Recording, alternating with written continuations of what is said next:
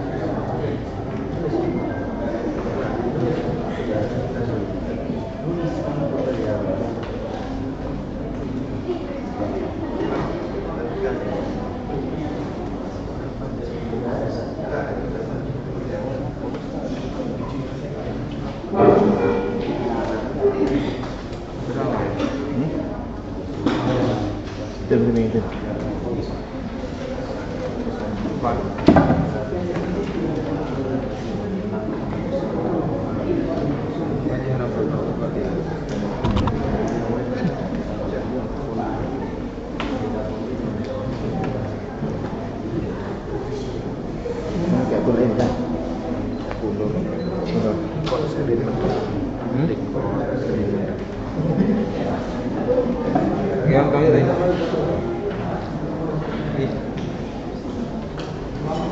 Ya, recordnya tapi record kan. Kualitas tapi ini.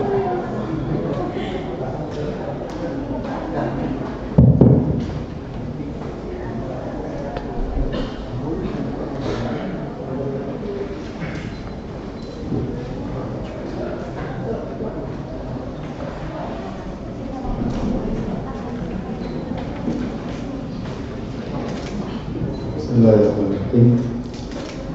Assalamualaikum warahmatullahi wabarakatuh.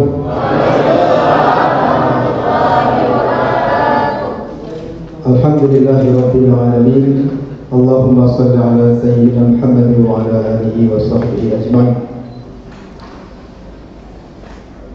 Pada hari ini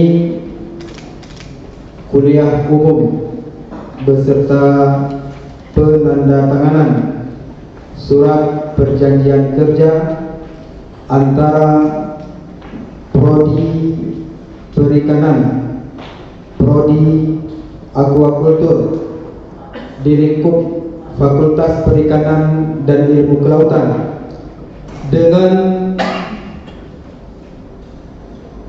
Kepala Dinas Kelautan dan Perikanan Kabupaten Aceh Jaya, Kamis 24 Maret tahun 2022 dimulai. Untuk keberkahan acara kita pada hari ini, mari kita awali dengan bacaan basmalah dan suratul Al-Fatihah.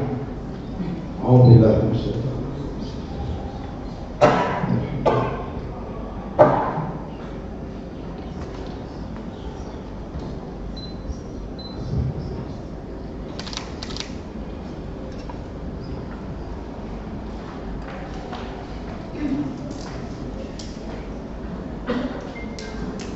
Amin ya rabbal alamin.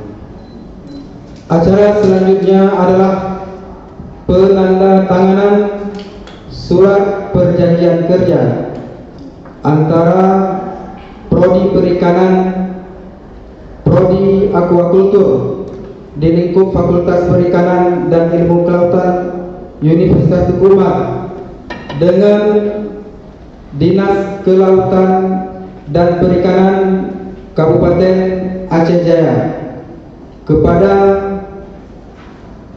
Kaprodi Perikanan untuk mengambil tempat, juga Kaprodi Aquakultur untuk mengambil tempat.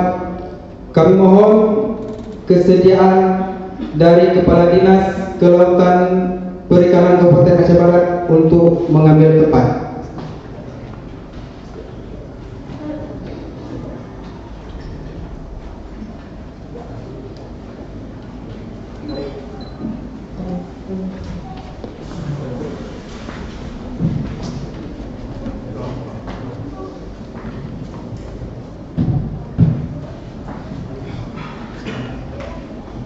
Diawali dari Kaprodi Perikanan,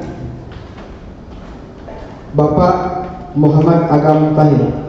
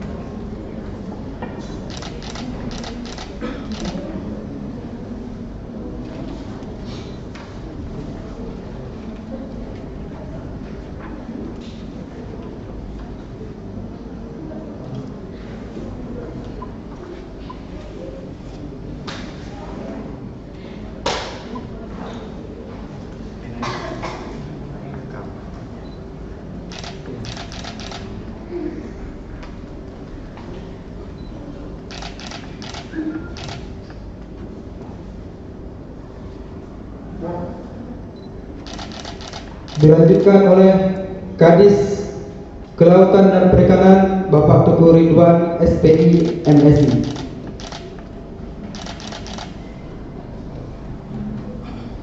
Selanjutnya dilanjutkan dengan SPK dari Prodi Aquacultur kepada Bapak Yusran Ibrahim untuk mengambil tempat.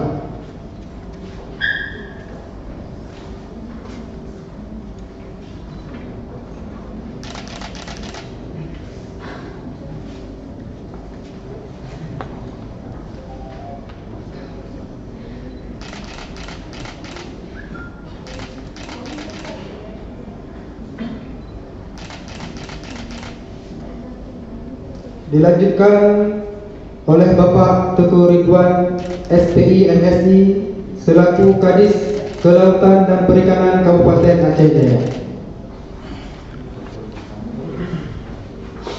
Dilanjutkan dengan foto bersama antar perwakilan dari Prodi Perikanan, Prodi Aquacultur, juga dari pihak DKP Aceh Jaya bersama Bapak Dekan Fakultas Perikanan dan Ilmu Kelautan. Single shot.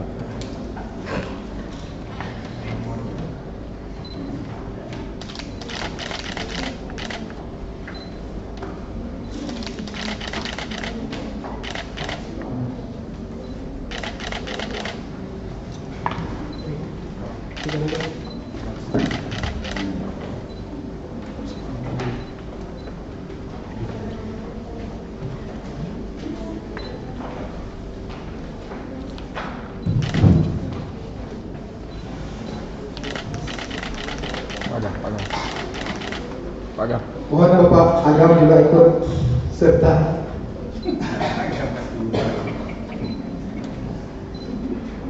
Agam gitu sudah.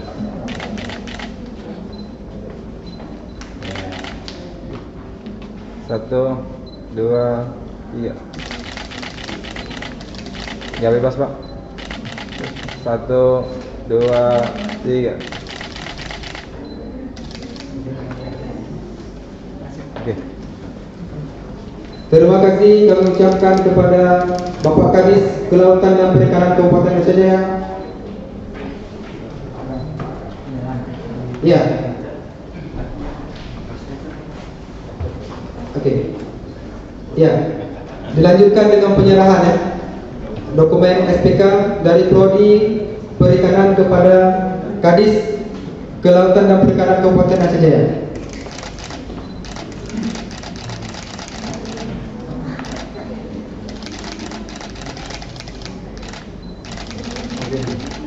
Satu, dua, tiga. Oke Pak.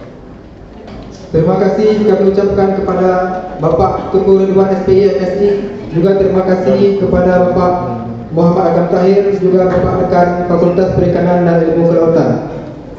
Selanjutnya adalah acara kuliah umum dengan tema Potensi Faname Berkelanjutan di kawasan Barat Selatan Aceh. Acara kuliah umum ini akan dipandu langsung oleh Bapak Dekan Fakultas Perikanan dan Ilmu Kelautan, Bapak Profesor M. Ali S. Kepada Bapak kami silakan dengan hormat. Dengan berakhirnya penandatanganan SPK ini, saya selaku MC mohon undur diri. Wassalamualaikum warahmatullahi wabarakatuh.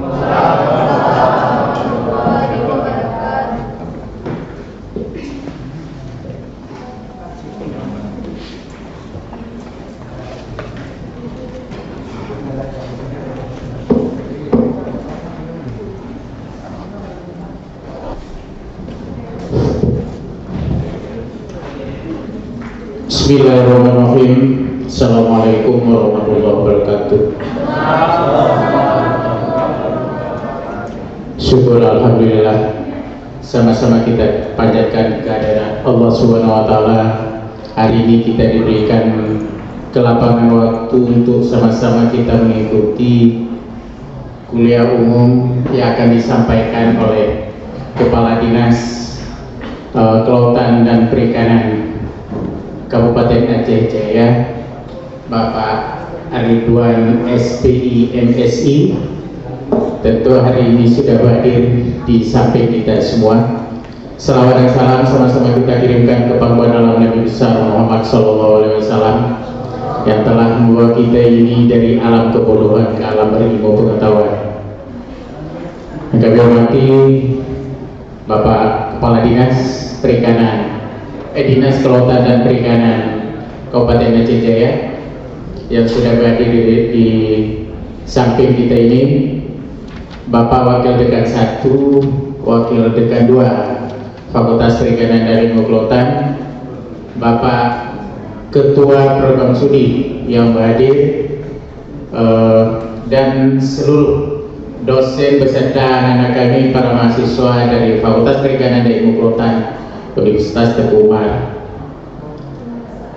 Pada kesempatan ini kami sampaikan dulu Pak, sebelum kami memandu, tentunya ada kebiasaannya kita tentu membuka sedikit, ya memberi sedikit wejangan sekaligus membuka, baru nanti kita akan melakukan aktivitas seperti yang sudah disampaikan oleh moderator. Kebetulan ini adalah analis kepegawaian yang ada di Fakultas Perikanan dan Ilmu Kelautan, Pak Atailah. Pak Ridwan beserta rombongan yang kami hormati, kami sampaikan dulu bahwa Fakultas Perikanan dan Ilmu Kelautan ini ada 4 program studi, Pak. Pertama, program studi yang paling awal, ini adalah embrio lahirnya Fakultas Perikanan dan Ilmu Kelautan, adalah program studi perikanan. Ini nanti mungkin akan pecah beliau ini program studi ini. Kemudian yang kedua, lahir program studi aquakultur. Tadi tentu Bapak sudah sama-sama melakukan penandatanganan terhadap kedua program studi ini. Yang ketiga itu program studi sumber daya akuatik. Kebetulan ketua program studinya lagi di luar kota, jadi mungkin hari ini belum sempat tanda tangan. Ini Pak Bene sudah ya, sudah duluan mungkin ya, baik. Kemudian satu lagi program studi ilmu kelautan. Ini adalah 4 program studi. Kemudian untuk ini yang nanti akan mengikuti kegiatan kuliah umum ini adalah dari 4 program studi tersebut. Memang tidak semuanya dapat mungkin mengikutinya mengingat keterbatasan dan sebagainya. Baik. Tentu kami pertama sekali mengucapkan selamat datang Pak, walaupun sudah lama mungkin Bapak melihat utuh sehingga hari ini dilakukan kerjasama dalam bentuk SPK ini. Untuk ini tentu karena kita sudah melihat mahasiswa sudah antusias dan suasananya pun memang suasana tidur, jadi kita ini tidak banyak berbicara, tapi lebih indahnya kalau ini nanti langsung aksen Pak ya. Jadi untuk ini dengan mengucapkan Bismillahirrahmanirrahim, acara kuliah umum yang dilakukan oleh Fakultas Perikanan dan Ilmu Kelautan dengan tema potensi faname berkelanjutan di Barat Selatan Aceh dengan resmi kita buka.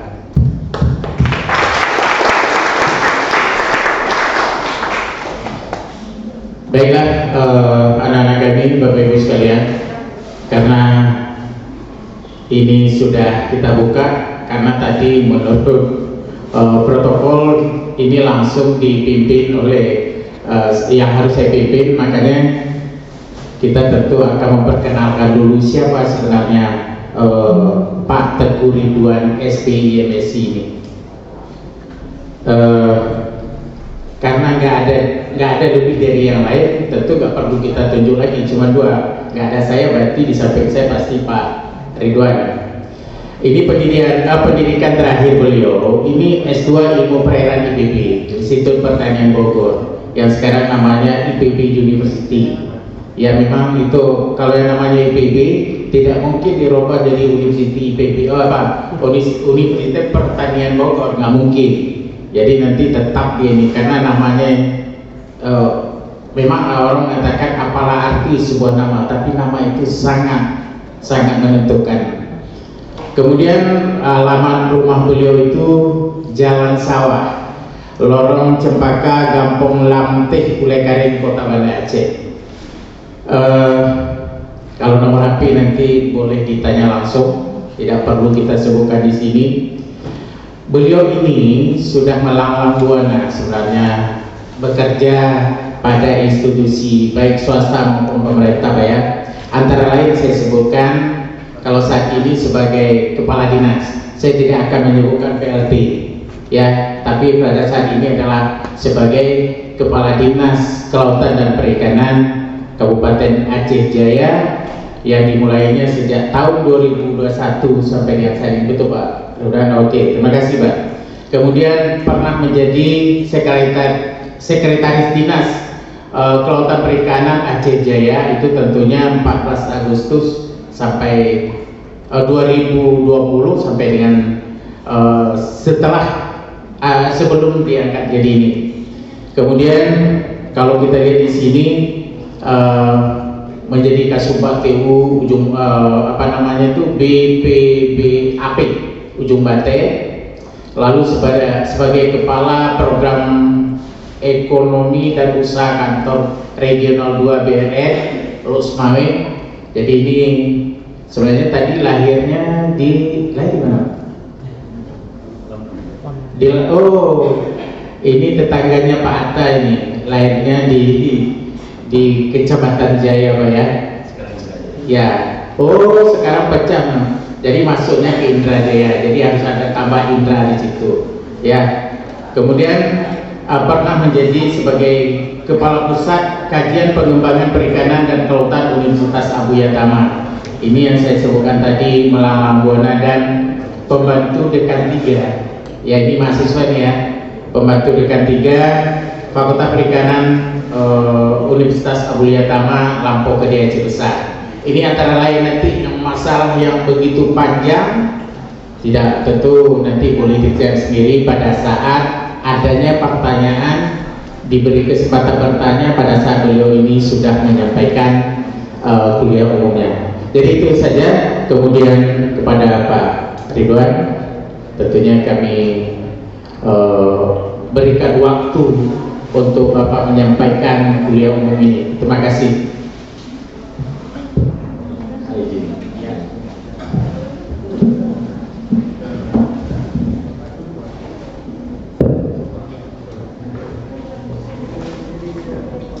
Bismillahirrahmanirrahim.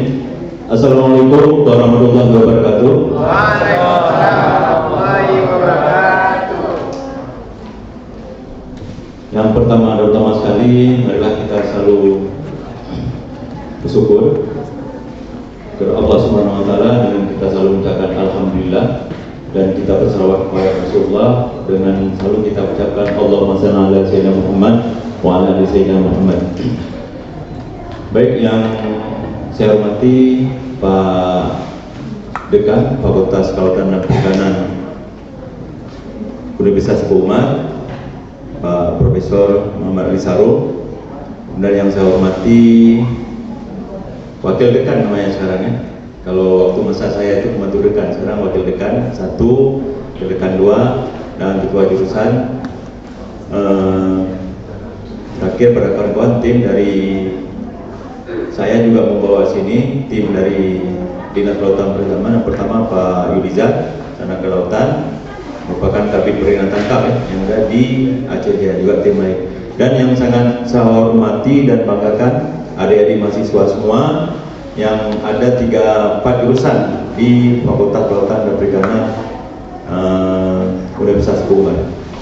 Baik, karena saya terbiasa tahun 2016-18, jadi saya semenjak 2020 nggak ngajar lagi, tapi dari semenjak tahun 1996 sebelum saya berangkat sekolah, jadi saya juga ngajar. Jadi ada beberapa juga sini saya melihat ada mahasiswa yang saya bimbing, tapi sekarang alhamdulillah mahasiswa masih saya bimbing. Jadi tanya orang waktu di Calak ditanya kapan jadi pegawai negeri, katanya, kok jadi udah jadi kepala dinas itu. Jadi orang tahunya saya itu dosen dan waktu pas masa rekor itulah kerja di BR dan NGO orang bayangkan. Jadi ada pertanyaan waktu pas itu kapan jadi PNS, karena saya jarang memakai pakaian dinas itu.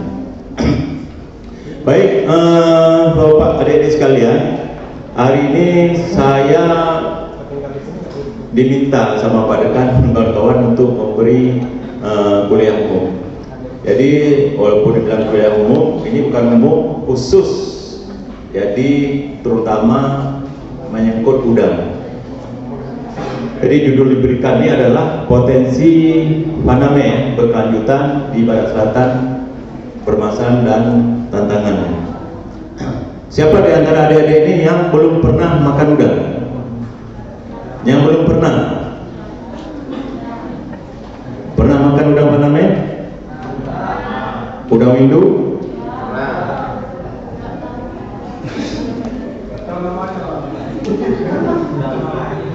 Udang lobster? Udang reti?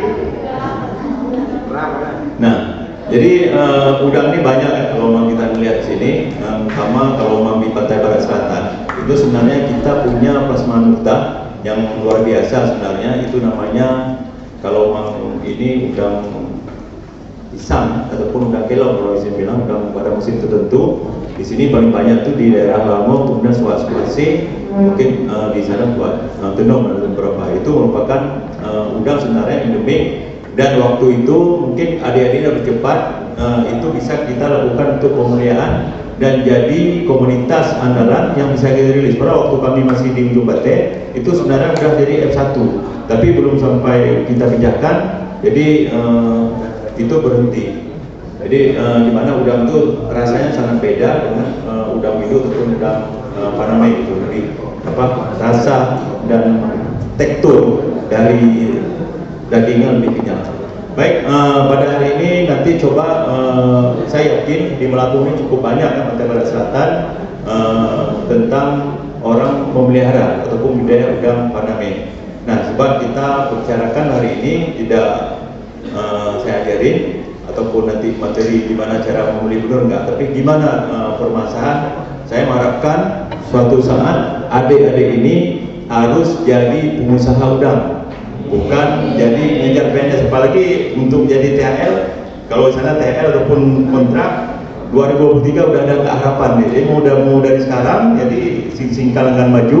Jadi kita semua harus jadi jiwa entrepreneurship, apalagi udah ada istilah belajar kampus merdeka, belajar istilahnya merdeka belajar kampus merdeka. Nah, jadi kalau seandainya pada masa kami itu luar biasa ini, karena itu betul-betul kesempatan. Nah, itu apabila berhasil, apabila adik-adik ini nanti belajar dari sekarang gimana memotivasi diri dan tujuannya harus mandiri. Jadi waktu bangku kuliah itu harus betul-betul mempersiapkan diri, harus ada keahlian. Kan itu tuntutan akhir daripada merdeka belajar dan kampus belajar. Baik, silakan. Nah, kalau mau kita lihat di mana suatu kegiatan dikatakan di situ sektor kelautan ataupun KP dianggap berperan berjasa signifikan bagi kemajuan dan kesejahteraan suatu wilayah, baik itu kota, kabupaten, kemudian provinsi dan negara, itu harus ada 4 syarat itu.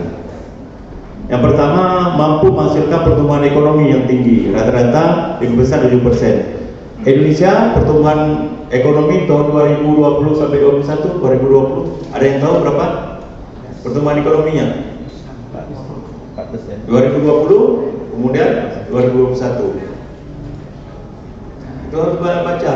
Itu akan terjadi kontraksi, malah pertumbuhan ekonomi kita di bawah 0, minus 3 berapa karena ada COVID. Tapi di perikanan ini tetap tumbuh. Di Aceh Jaya kalau sektor kelautan perikanan itu masih menyumbang 3 besar ya, dan itu masih tetap surplus dan lebih tinggi dari pertumbuhan nasional. Kemudian yang kedua berkualitas, berarti artinya apa? Banyak kemudian tenaga kerja. Coba dalam satu petak tambak ukuran 1000, 2000 dan menyerap 2 orang tenaga kerja, belum teknisi gitu. Jadi kalau memang itu dalam 1 hektar bisa 8 petak, berarti lebih kurang telah menyerap tenaga kerja lebih kurang ada 10 ataupun 6 orang minimal. Jadi kalau memang ada 100 hektar, berarti sudah cukup itu baru tenaga teknisi, belum lagi yang tenaga lab, kemudian kualitas air, belum lagi di pakan dan sebagainya. Belum lagi jadi pedagang ataupun kerjasama dengan perusahaan tersebut. Kemudian yang ketiga, inklusif. Artinya mampu mensejahterakan seluruh pelaku usaha dan stakeholder secara berkeadilan. Berarti yang bekerja situ memang harus adil. Ini pengalaman satu anak bibit saya yang bekerja di tambak di Melabu. Jadi baru selesai 2 tahun kalau nggak salah, mereka ikut training karena memang PKL dan skripsi memang bidang udang. Itu sekali pertama, siklus pertama langsung dia dapat bonus 35 juta, langsung nikah kan. Jadi waktu lihatnya sekarang itu memang betul-betul dari hasil udang, karena memang saya melihat, saya bimbing dari PKL sampai skripsi, memang udang motivasi di Jumbate itu memang bertanam dingin. Tapi kadang-kadang udang ini itu betul-betul usaha yang memiliki risiko yang sangat tinggi. Jadi risiko tinggi, untungnya juga tinggi. Dan terakhir, nah ini lebih banyak nanti kita akan bicarakan tentang ramah lingkungan, karena bagaimanapun usaha itu harus berkelanjutan. Itu jangan sampai kaya seperti rezeki buaya, sekali dapat seumur hidup nggak dapat lagi sampai dia mati. Tapi terus harus berkelanjutan. Lanjut. Nah ini bisa dibaca nanti gimana peran daripada kelautan perikanan terutama udang sehingga betul-betul menjadi komunitas andalan. Langsung presiden yang turun tangan, mudah ada permasalahan kayak kami kemarin di Aceh Jaya buat pertemuan polisi, sehingga yang usaha itu betul-betul dilindungi dan memberi karpet merah untuk investor, terutamanya itu udang. Lanjut, nanti bisa dibaca di habis sebaiknya. Nah ini langsung arahan Menko Maritim dan Investasi, peningkatan investasi, peningkatan nilai tambah, peningkatan ekspor. Dan terakhir coba tetap keberlanjutan lingkungan. Saya lebih banyak nanti gimana menjaga lingkungan sehingga usaha ini tetap berlanjut, dengan sampai pengalaman seperti di pantai barat, pantai utara timur. Lanjut. Nah, kita lihat ya dari program KP 2021 sampai 2024. Nah, salah satu ini adalah ada di sini di nomor 2 pengembangan perikanan budaya untuk meningkatkan ekspor yang didukung riset kelautan dan perikanan. Nah, makanya akan lahir kampung nelayan ya, kampung perikanan budaya Payo Laut berbasis kearifan lokal. Nah, untuk Aceh Barat sendiri tahun 2022 ini ada namanya Kampung Nelayan Tangguh yang ada di Padang Serahid, itu program dari Kementerian Kelautan. Jadi di Aceh dapat 2, pertama di Padang Serahid Aceh Barat, dan satu lagi Kota Lusmai yaitu Usum ya, dapat. Jadi mudah-mudahan itu di perikanan tangkap. Untuk perikanan budaya untuk Pantai Barat cuman ada di Aceh Selatan. Aceh Jaya juga kemarin karena data yang tak lengkap jadi di delete. Nah di situ kita bisa melihat gimana mengevaluasinya sehingga betul-betul perikanan budaya itu akan menjadi sektor yang bulan di Kementerian Kelautan. Lanjut. Nah nanti kan bahan itu adik-adik itu bisa nanti di copy. Jadi ada yang paling ngatur nanti di depan, ada beberapa materi yang perlu mungkin lama kita diskusikan nantinya. Nah, di situ juga kita bisa melihat ya di mana strategi peningkatan produksi udang nasional gitu. Jadi saya mau mulai dari gimana berpikir luas dulu, nanti kita meluncur nanti di akhirnya. Nah, sini kan tetap di situ juga daripada pengelolaan ramah lingkungan berkelanjutan, di situ juga kita lihat itu mencegah kerusakan lingkungan dengan metode usaha hit and run, kemudian menuntut tanggung jawab stakeholder dalam menjaga kesehatan lingkungan. Nah, ini betul-betul suatu kegiatan ini menguntungkan secara finansial, tapi keberlanjutan usaha dan tidak merusak lingkungan itu dinomorsatukan. Adik-adik ini siapa yang sudah pernah ke turun tambak? Yang belum pernah turun tambak? Yang jurusan budidaya, yang aquaculture. Coba tunjuk tangan. Yang belum pernah. Jurusan semester berapa? Semester berapa? Semester 2. Belum dapat mata kuliah ini. Pengenalan belum kan? Jadi kalau cuma 2, yang lain memang 2 orang di ini. Yang lain udah. Oh, belum turun tambak beneran. Beneran belum, Mbak. Enggak, mestinya pernah turun. Rasain air tambak itu gimana? Belum? Alumni daring, Bro. Hah? Daring ya? Oke, baik. Lanjut. Nah, sinilah kita melihat kenapa budidaya udang faname gitu kan. Ini saya nggak bisa katakan apabila memang adik ini gimana rasa udang faname ini? Hah? Belum pernah rasa? Ini Pak Dekan belum ada mahasiswa merasakan udang faname ini. Jadi enak kalau kita bicara kalau udah rasa itu kan langsung terbayang udah kayak gini kan, dibuka, dibakar, pakai kecap ataupun pakai Indomie kan. Dengar aja berarti. Hah?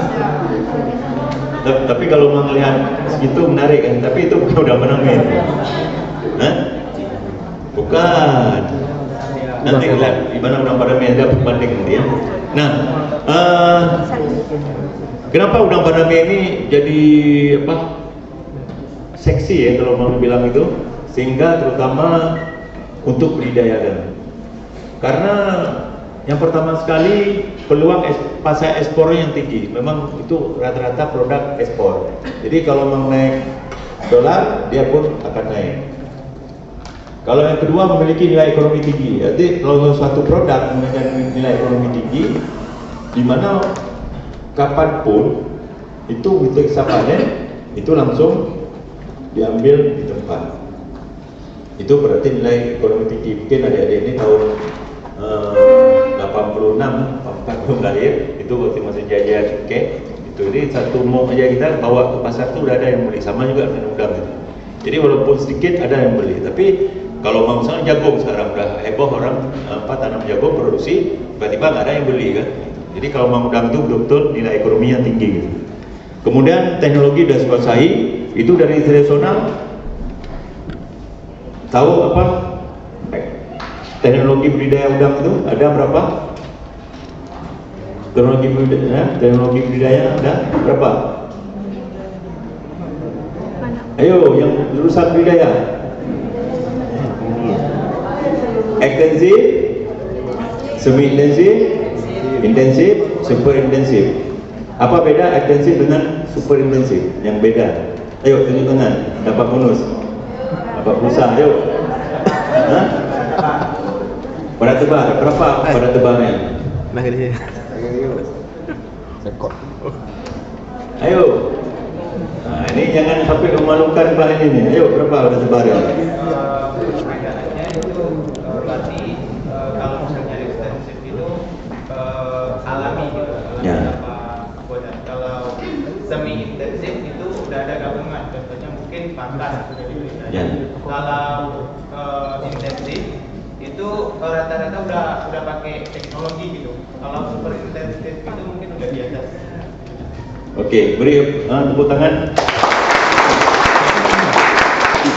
Nah, berarti walaupun itu berarti dosennya itu udah sukses mengajar mahasiswanya gitu dari antara itu. Berarti udah misalnya fardu kifayah udah tertunai gitu. Baik,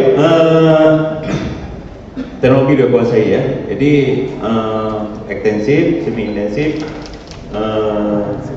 intensif dan super. Jadi kalau memang kita lihat betul, kalau memang tradisional itu ataupun ekstensif adalah dia dari kalau memang kita lihat pada tebar. Daripada tebar itu kalau di ekstensif itu paling banyak 2 ekor per meter.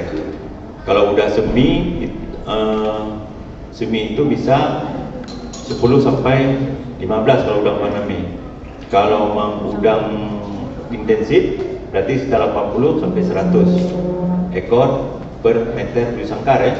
Kemudian kalau mang super intensif itu udah antara 500 sampai 1000 ekor per meter itu dari berat tebar. Kemudian teknologi pakan, tapi yang jelas kalau mang semi udah pakai kincir mungkin per 1000 ataupun 500 satu kincir. Tapi kalau mang intensif itu 250 meter per satu kincir. Jadi hitung nanti kalau mang 1000 meter bagi 200 pasti berapa kinciran hitungnya.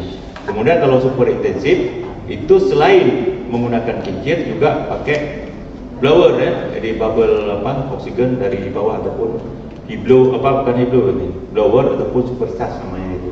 Jadi dua-dua kayak aerator ya, aerator yang adik-adik pelihara ikan itu. Nah itu udah pakai gabungan dari untuk oksigennya. Pakan udah jelas, kemudian teknologi yang digunakan dan produksi. Kalau semi intensif berapa per hektarnya udang? Ayo yang cewek satu, jangan mau ketinggalan apa? Ayo, siapa tunjuk tangan? Berapa produksi semi intensif udangnya? Per hektar ya, standar. Ada ingat? Ayo, bisa lupa itu ilmu dasar itu. Ada ingat? Produksi intensif.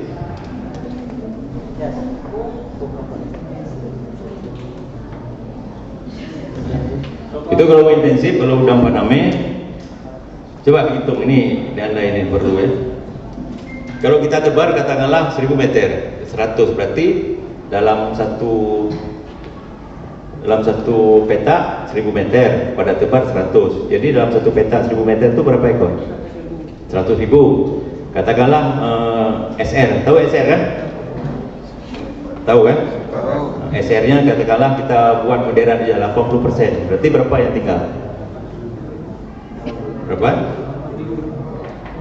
80.000. 80.000 kalau memang kita rata-rata 80.000 per kita bilang panen rata-ratanya kita ambil aja 50 ekor.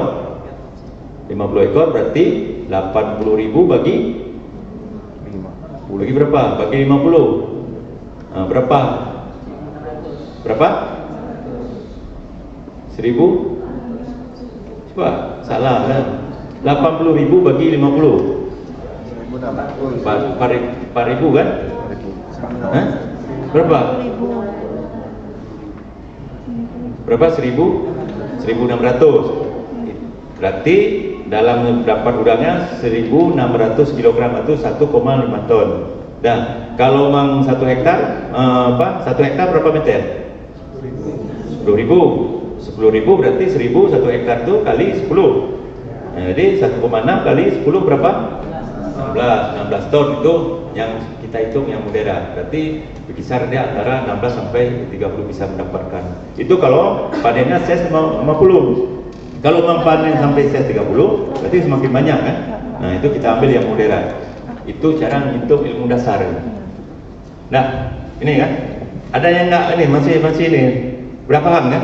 Itu cara menghitung dengan produksi. Misalnya siapa nama adik ini yang ini? Namanya siapa? Nama panggilannya apa? Pipa. Jadi tanya, saya punya tambak katanya. Jadi mau hitung ini berapa saya bisa perhitungan itu. Jadi kita harus bisa menjelaskan secara rinci ya.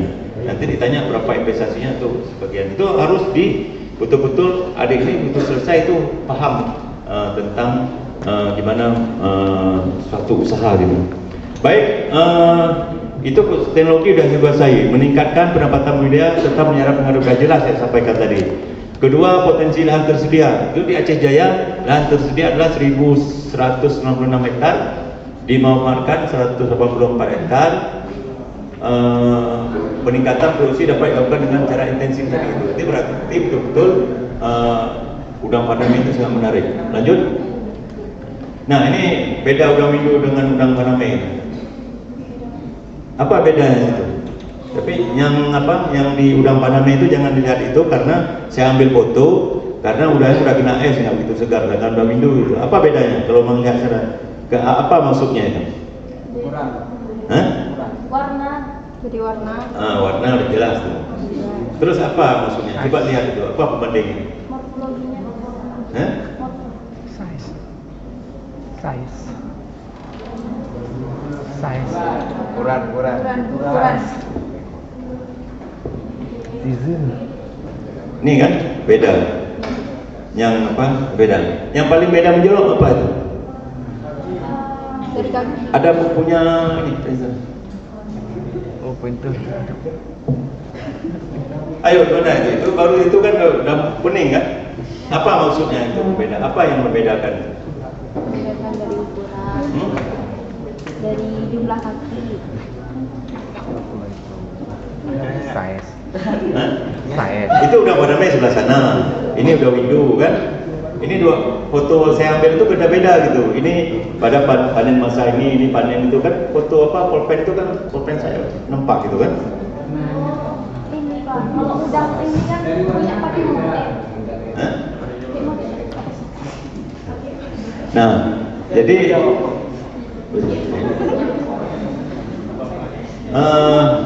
coba lihat itu kan. Ini saya bandingkan itu menandakan apa? Dulu window itu kan sangat seragam. Itu kan dari kalau kita lihat nggak seragam. Paname sekarang itu jarang yang berantik namanya itu.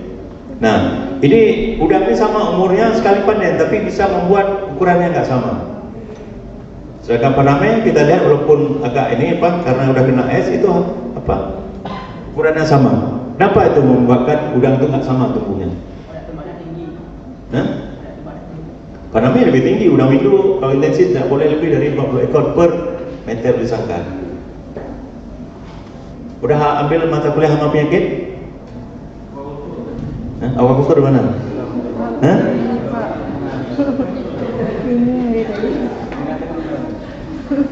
Pernah? Nggak mungkin semester 8 ataupun 7 belum ambil hama penyakit gitu. Baik, itu salah satu kenapa udang window itu hilang dari peredaran sekarang. Karena salah satunya adalah membuat dia tumbuh itu nggak seragam dan berantik. Itu diakibatkan oleh dua virus. Tahu apa nama virusnya? Udang window? Itu meledak, tapi sekarang nggak hilang itu. Kalau ekspor mati semua itu ada dia. Udang ini tidak membuat mati, tapi membuat itu kerdil. Itu salah satunya adalah MBP dan IHNP. Jadi yang satu buat belantik, yang satu lagi membuat dia tumbuhnya nggak sama. Baik, lanjut.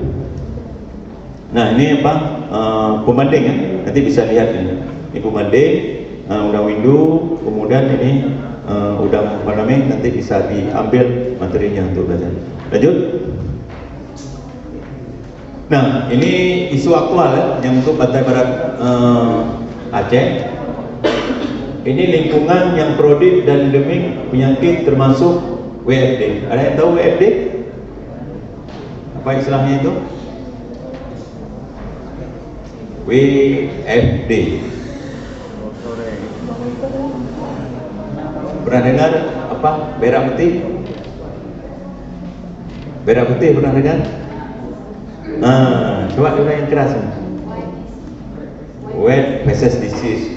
Jadi apa penyakit berak putih ya? Itu yang membuat ininya. Kemudian ekspansi budidaya udang Paname ke pantai barat selatan Aceh yang masif tanpa zonasi non IPA nomaden. Jadi memang luar biasa di Aceh Jaya, Aceh Barat juga, di daerah mulai dari perbatasan apa? Arongan Lambalik ya, Arongan sampai ke sini udah penuh tambaknya. Kemudian di Aceh Selatan juga nomaden pindah benih SPR, SPF, SPR, SPR. Ada yang tahu panjangannya? Benih SPF dan SPR. Apa panjangannya itu?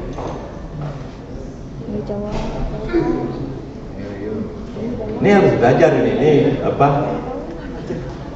Nah, SPF adalah spesifik patogen free, bebas daripada patogen. Kemudian SPR spesifik ataupun resisten. Jadi dia tahan, ada satu bebas, satu tahan gitu. Di imam itu benihnya harus ada. Kemudian pembesaran udang ADG sangat rendah dan panen umur 25 itu ada permasalahan di sana. Tahu ADG? Hah? Apa bayangannya? Apa? Coba yang keras ini ya. Kita ada ini apa? Ini. Hah? Apa itu artinya? Laju harian. Hah? Average ya, rata-rata, daily, harian, growth pertumbuhan. Jadi ADG rendah. Jadi kalau udang tuh berapa kalau bagusnya pertumbuhan harian itu? Berapa? Udah pernah hari teknisi? Itu udah benar. Jadi 0,25 itu bagus, apalagi kalau udah parsial 2 itu bisa mencapai 0,4 gitu. Baik, lanjut. Nah, ini kalau melihat di Aceh Jaya deh. Jadi kalau memang di Aceh Jaya luas wilayah, luas lautannya, panjang garis pantai. Jadi Aceh Jaya itu nggak seluas Aceh Barat ya, karena pemekaran adik kandungnya. Gitu.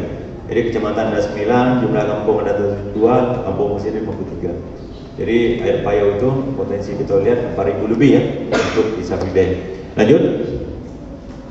Nah, ini untuk potensi lahan budidaya gitu. Jadi 2020 budidaya payau ini ada 1.196. Jadi itu yang ada 9 kecamatan. Di Aceh Barat berapa kecamatan? 12. Berapa? 15. Nah, kami 9 kecamatan baru makan. Lanjut. Nah, ini kalau mau penyemaran tampaknya dari bawah Rute, di bawah di bawah I sampai ke Kailung berbatasan dengan Aceh Barat. Tapi di Tenung terakhir ini perusahaan penyebaran tambak sekarang yang ada di Aceh Jaya. Lanjut. Nah, ini data tambak kalau mau dilihat ini ada 8. Tadi kan lucu tuh. Tadi 9 kecamatan, tiba-tiba 8. Kenapa? Karena Aceh Jaya itu ada satu kecamatan tuh yang di atas. Mereka nggak punya laut. Itu namanya kecamatan Pesisir Raya, Pucuk, yang air terjun. Jadi yang di sana tuh ada ikan kerling. Gitu. Nah, ini yang paling banyak tambak sana kalau mau lihat sini itu Indrajaya ya. Indrajaya itu luas area 23, berproduksi 28. Ini klaim ya. Kemudian jumlah petakan sekian, jadi produksi juga paling tinggi. Jadi kita mau lihat ini menggunakan GBB, kemudian ada IPAL yang enggak, kemudian izin usaha. Jadi bisa dilihat itu jumlah semua tambak di Aceh Jaya sekarang yang klaimnya 184, kemudian yang berproduksi 65,8, kemudian jumlah petak 28 karena petanya juga kecil-kecil. Lanjut. Nah, ini bisa dilihat nanti yang produksi daripada itu yang paling tinggi produksi adalah di Kecamatan Indrajaya, di Kecamatan kelahiran saya gitu. Lanjut. Nah, ini yang sudah produksi sama kita lihat dari 65 itu kita lihat ini juga produksi ya dari luas area juga Aceh Jaya Indrajaya. Lanjut. Nah, ini produksi tambak nih di Aceh Jaya. Ini masih kita lihat yang tanah, tapi ini mangrove juga ada. Ini kolam DPI, ini juga DPI, ini udah ada juga yang 4 bulan ya. Yang meter ini tahun depan yang. Kemudian ini yang perlu saya sampaikan hari ini bahwa sekarang imen itu harus ada itu, apalagi orang ilmiah harus dibuang. Jangan sampai selalu kalau mengkonstruksi bak bulat itu selalu bilang budidaya bioblok, ya kan? Nah, itu ada ini harus dijelaskan, Pak, Ibu ataupun siapa gitu kan. Jadi jangan bilang bioblok. Bioblok itu teknologi ataupun sistem budidaya. Harus ada ini harus bisa menjelaskan bioblok itu apa tuh? Bio hidup blok gumpalan.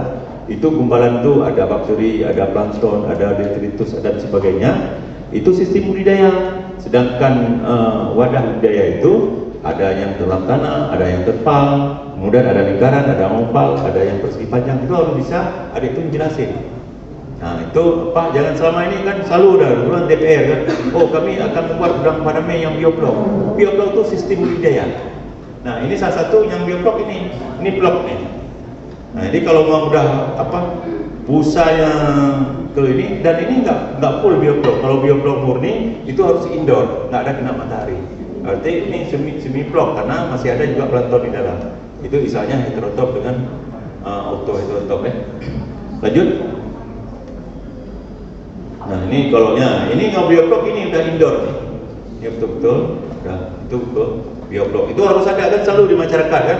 Kalau udah bak bulan maupun lele nggak ada sama sekali blok, nggak ada persiapan, dah budidaya bioblok. Itu harus bisa dihilangkan istilahnya. Lanjut. Nah ini selalu saya bilang mari kita kerjakan dan catat. Nah ini udang apa nih? Mana yang dari Melabung? Yang tinggal di Merubo mana? Nah ini namanya udang kelok, itulah saya bilang udang pisang. Ini demi kita pada selatan. Lanjut. Nah ini permasalahan tangan buat kita sekarang. Nah ini kalau di kuliah ini kami itu memang diajarin dulu. Jadi kalau memang Pak Rizal lihat yang Pak Wadek ya. Jadi kalau memang kita dulu kalau mau review ini wajib nih.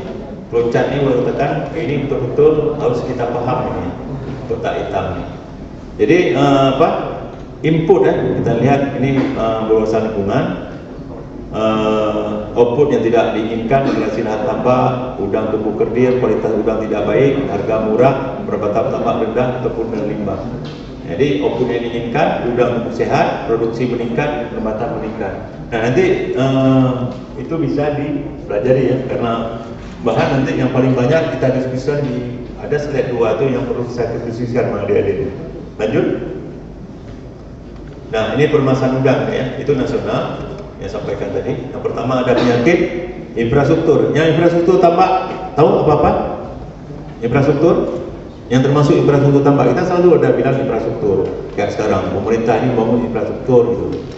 Yang termasuk dari infrastruktur tambak itu apa? Ayo. Nah, apa lagi? Jangan. Banyak sesuatu yang menyangkut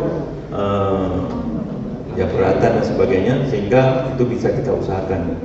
Kemudian sumber daya manusia, terutama teknisi ya. Kemarin kan ada yang ikut nggak di sini?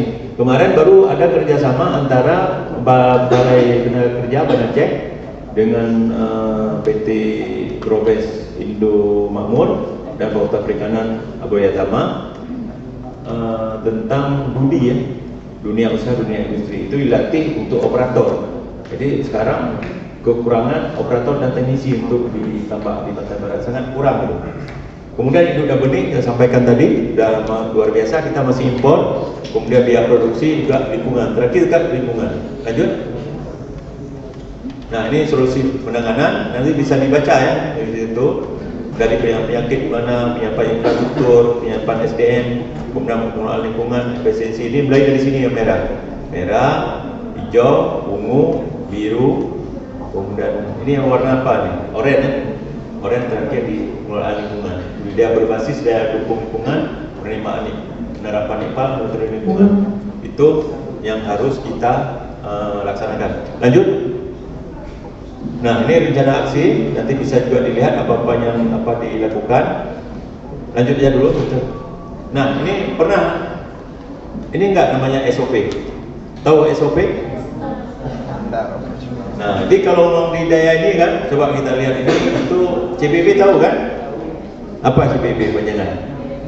Nah ini ada CBB 1 sampai ke level 7. Nah kita lihat sini parameter kegiatan, persiapan wadah, ini berarti plan manager ya, manager area, pengelolaan air teknisi, penebaran benih teknisi, pemeliharaan supervisor, pemberian pakan feeder, anak pakan dibilang, pengelolaan kesehatan ikan, lab dan quality control, kemudian pemanenan bagian panen, penanganan hasil bagian panen, kemudian pengiriman manajer. Nah inilah satu satuan kalau memang kita kerjakan di tambak gitu. Lanjut. Nah, yang tadi ya, kalau memang adik-adik nanti suatu saat mau investasi, ini berarti yang rincian biaya investasi, biaya tetap, biaya variabel, biaya perikanan ya, untuk umum, tapi saya udang. Kemudian yang investasi, yang masuk investasi sini adalah pertama pengadaan lahan, habis itu konstruksi kolam, biaya gedung dan gudang, mesin pompa, peralatan lapangan, jaring panen, genset dan sebagainya.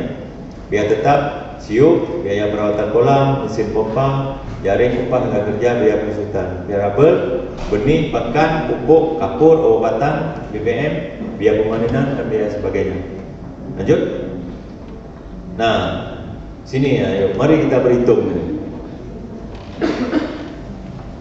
Ini kira-kira kalau mau kasih PR, bukan PR, kasih tugas ini kan, dengan itu semua ada soal itu berapa waktu selesai? Sampai rugi laba itu. Hah? 1 jam enggak? Kira-kira kasih waktu 10 menit bisa? Saya kasih bonus. Hah? Nah, ini mari berhitung gitu. Luas belahan sana saya sampaikan tadi. Yang tadi ya, 1000 meter sana. Gimana? Sanggup?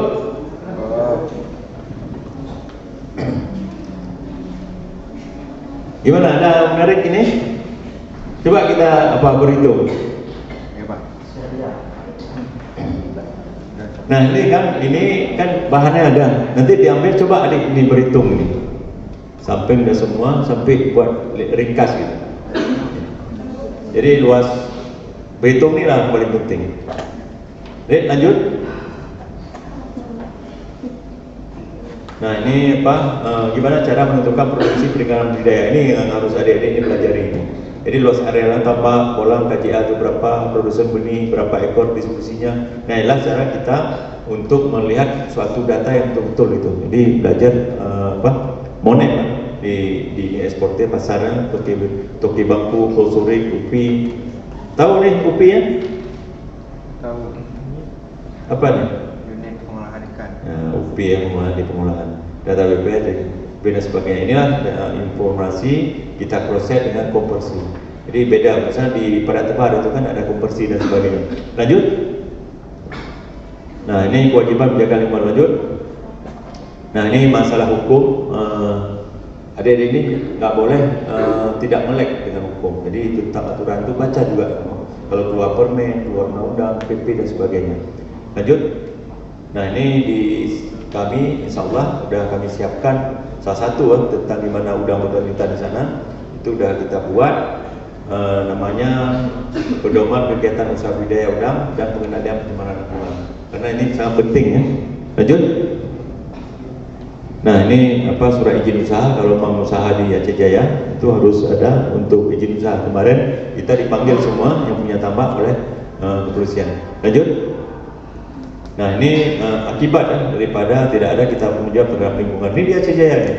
Jadi gimana dampak yang daripada tidak adanya IPA tanggung jawab kita di lingkungan. Ini pada mati ikan, bukan keracunan karena salah satu limbah daripada udang ini adalah dia membutuhkan oksigen terlalu yang tinggi. Jadi di saat itu nggak ada membutuhkan oksigen tinggi, ada ikan, jadi ikannya menggap-menggap. Jadi ikan yang mati karena kekurangan oksigen, bukan karena keracunan lainnya. Lanjut. IPA. Nah, ini kalau Mang Ali bilang sedang cluster bioblok, nah ini sistemnya. Nanti bisa dipelajari, dilihat. Ini keluar kolamnya 650, ini diameter 20. Ini coba kita berhitung. Ini cluster ya. Tahu cluster? Tahu. Pernah dengar? Apa itu cluster? Mengelompokkan. Hah? Mengelompokkan. Ya, cluster itu kawasan. Cluster. Misalnya kalau satu kawasan itu sama nih. Kayak itu yang paling penting sebenarnya cluster itu berjalan itu sama pertanian, terutama sawah. Jadi waktu kanuri blang sekalian, naikkan air sekalian, tabur padi sekalian gitu kan. Itulah cluster sebenarnya. Itu di sawah yang terjadi. Lanjut. Nah, ini parameter kualitas air yang sampaikan tadi yang membuat semua ini. Jadi ini adik-adik ini harus betul-betul paham. Jadi temperatur, gimana hubungan temperatur dengan pertumbuhan udang, kemudian sanitasi mana, dia harus mengoperasi pencernaan dan sebagainya. Ini memang betul-betul harus kita pelajari dalam satu kesatuan sehingga hasil akhirnya adalah udang kita bisa hidup dengan baik. Lanjut. Nah, ini apabila masalah itu tadi yang terbaru tentang pengelolaan lingkungan, terutama masalah IPAL. Nanti bisa di P ya. Nah, ini salah satu deh ya. Ini SNI 8228.1 ini Nanti di saya ada saya bawa, silakan adik ini bisa di copy, masukannya saya bawa untuk kita melihat gimana tata cara udang itu mulai dari RT RW dan sebagainya. Lanjut. Nah ini limbah tempat udang. Ada yang tahu bahwasanya konversi udang itu berapa? Zero waste. Konversi FCR ya, udang rata-rata tambah itu. Kalau udang berapa? Itu udah ini sekali. Kalau mengikat, kalau udang jarang sekali kecuali di tradisional. Kalau intensif berapa? Kita ambil 1,5 lah. Artinya apa? 1,5 itu artinya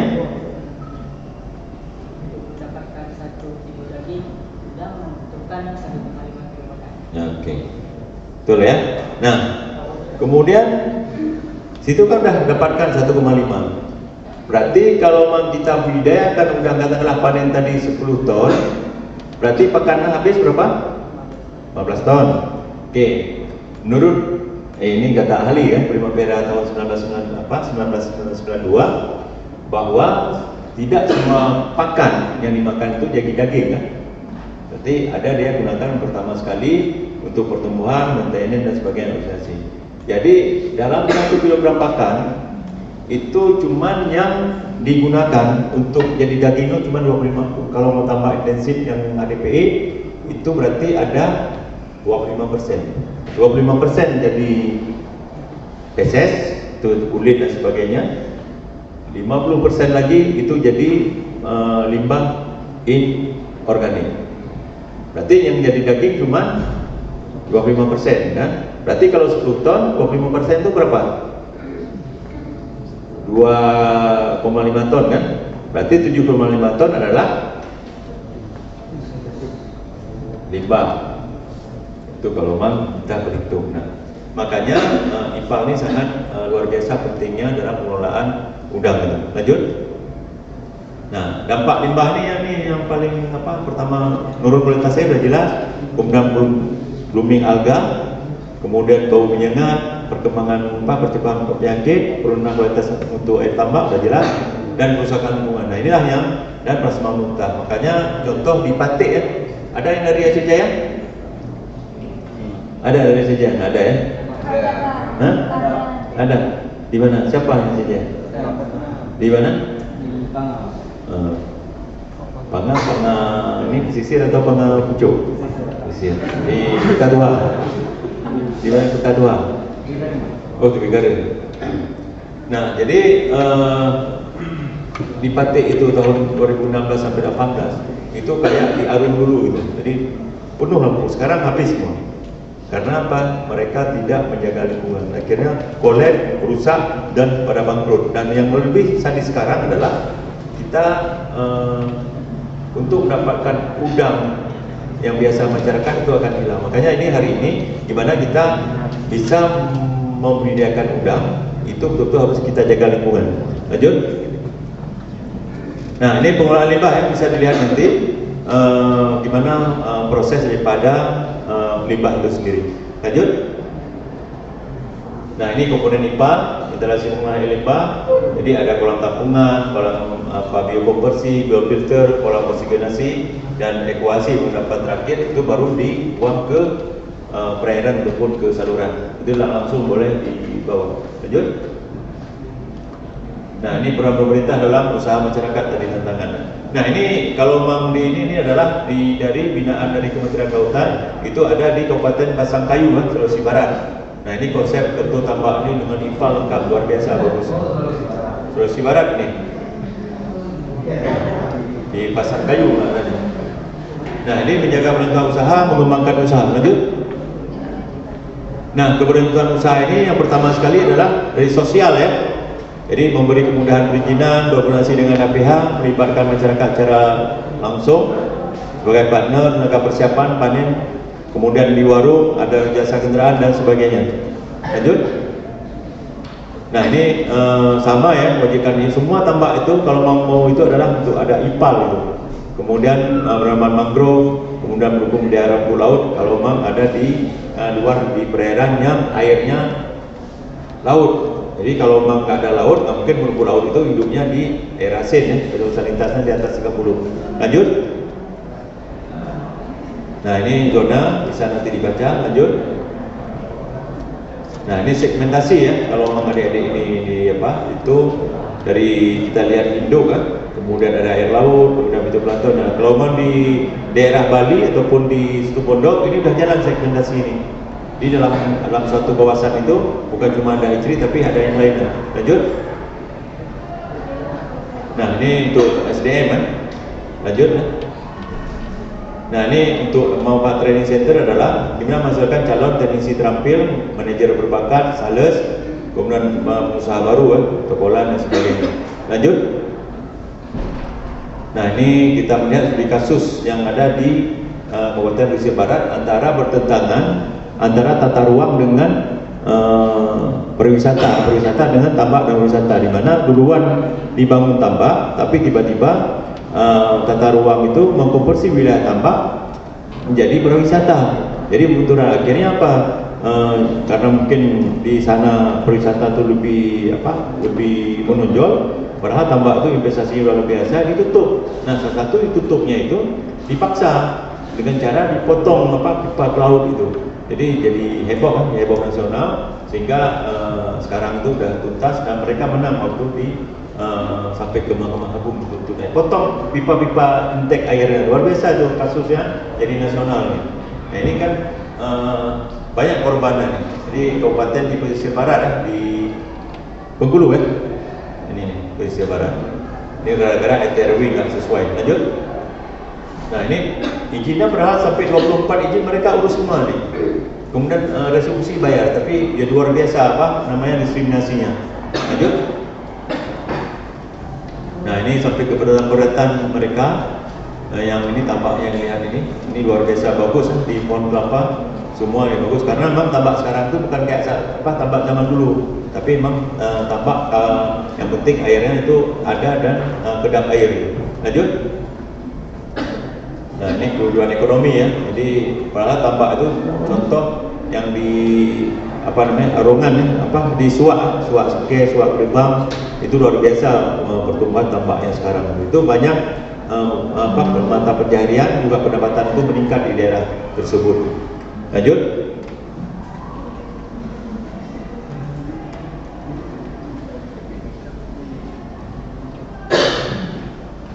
Nah ini terakhir baru katakan ini 3 aspek utama ya, terakhir ini budaya udang yang berkelanjutan. Yang pertama, aspek teknologi perlu diterapkan mencapai efisien dan meningkat kualitas produksi udang yang berkelanjutan. 2, aspek sosial ekonomi yang diperlukan adalah peningkatan kesejahteraan dan pendapatan masyarakat sekitar, sehingga mereka juga merasakan keberhasilan bertambah dan sekaligus mampu menyerap tenaga kerja di sekitar lingkungan tambak. 3, yaitu budidaya ramah lingkungan adalah budidaya dengan memperhatikan lingkungan tambak dan lingkungan sekitarnya. Jadi ini inti daripada kita adalah ada 3. Jadi dari segi teknologi, sosial, dan keberlanjutan. Lanjut. Nah ini salah satu kutipan yang saya ambil, bahwa manusia itu hadir untuk hidup berdampingan dengan alam, bukan untuk menguasai alam. Jadi kita harus percaya bahwa alam memberikan segala yang kita butuhkan. Terima kasih. Assalamualaikum warahmatullahi wabarakatuh.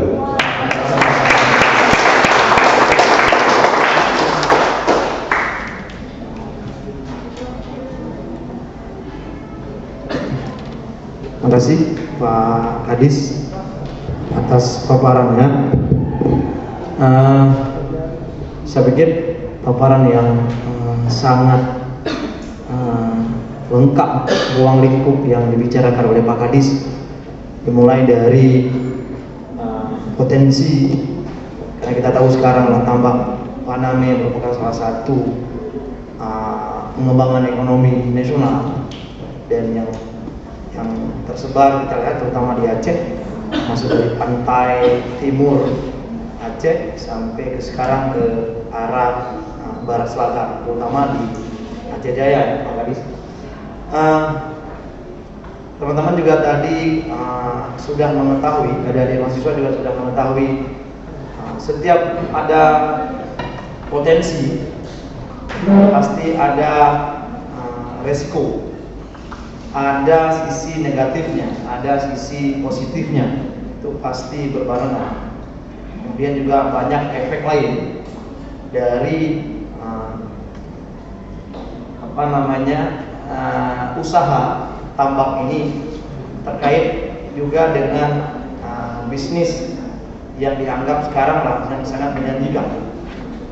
Sehingga tadi Pak Kadis sudah memaparkan bahwa perlu suatu inovasi teknologi. Saya menarik kesimpulan yang terakhir, Pak Kadis mengatakan perlu inovasi teknologi, perlu teknologi, sehingga bisnis Paname ini, bisnis udang Paname ini juga bisa sustainable, bisa tetap berlanjut. Saya pikir menarik topik kuliah kita hari ini, kuliah umum kita hari ini. Saya persilakan ini ke mahasiswa untuk bertanya. Saya buka sesi pertama, 3 penanya, Pak Kadis, 3 penanya untuk mendiskusikan tentang potensi Paname yang berkelanjutan, khususnya di daerah kita di Aceh, baik di barat selatan maupun di utara timur Aceh. Saya persilakan untuk penanya yang pertama. Silakan. Atau ingin jadi teknisi, jadi pengusaha. Silakan. Bismillahirrahmanirrahim. Assalamualaikum warahmatullahi wabarakatuh. Sebelumnya perkenalkan, nama saya Syafrul Muharrab. Saya dari jurusan Perikanan, Fakultas Perikanan dan Ilmu Kelautan, Universitas Umar Angkatan 2019. Sebelumnya saya ingin mengucapkan terima kasih kepada Bapak Teguh Ridwan, Kepala Dinas Kelautan dan Perikanan Kabupaten Aceh Jaya, atas pemaparan materi terkait dengan potensi udang Paname berkelanjutan di barat selatan Aceh. Nah, berbicara mengenai potensi udang Paname, jadi tidak jauh kaitannya dengan aspek ekonominya. Jadi di sini saya sedikit penasaran bagaimana saluran pemasaran dari udang Paname yang ada di Kabupaten Aceh Jaya. Lembaga-lembaga apa saja yang terlibat dalam proses saluran pemasaran dari udang Paname hingga diterima oleh negara konsumen, karena kita ketahui bersama bahwasannya udang Paname merupakan komoditas ekspor yang ada di Indonesia, dan juga udang Paname merupakan salah satu dari salah satu pembangunan yang produk komoditas perikanan yang diunggulkan oleh Presiden Jokowi, diantara dari kepiting, tuna tongkol cakalang dan lain-lain. Mungkin hanya itu dari saya. Sekian, terima kasih. Assalamualaikum warahmatullahi wabarakatuh.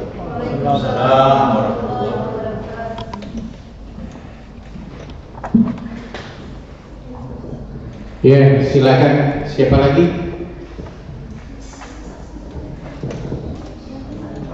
Ya, silakan. Ayo. Baik. Assalamualaikum warahmatullahi wabarakatuh. Sebelumnya saya ucapkan terima kasih kepada Coba namanya dulu, nama. perkenalkan, nama saya Ali Satrian. Saya dari Prodi Aquaculture. Di sini saya ingin bertanya, Pak. Ini kan tadi masalah ini terkait limbah juga tadi, limbah dari produksi udang Paname. Itu kan kalau di produksi udang Paname biasanya tambaknya bukan kecil itu, Pak. Terus limbahnya mungkin bisa jadi lumayan banyak juga, lumayan luas gitu. Pertanyaan saya di sini mungkin apa sih yang dilakukan, usaha yang dilakukan untuk mengurangi atau mengatasi limbah dari produksi udang Paname ini, Pak? Ini kan kita lihat bahwasanya dari tambak itu untuk limbahnya lumayan besar. Mungkin satu lagi dari kawan-kawan mungkin ada yang ingin belajar masalah mengenai teknisi atau segala macam tadi. Mungkin ada Pak dari penanya Dinas Kelautan dan Perikanan dari Aceh Jaya, mungkin ada yang buka training gitu atau misalnya untuk memberikan kesempatan kepada mahasiswa untuk pelatihan gitu. Mungkin terima kasih. Wassalamualaikum warahmatullahi wabarakatuh. Ini dua-dua ini laki-laki pejantan nih, betinanya mana ini? Ya, perempuan. Halo perempuan. Ya. Ya silakan yang perempuan. Assalamualaikum warahmatullahi wabarakatuh.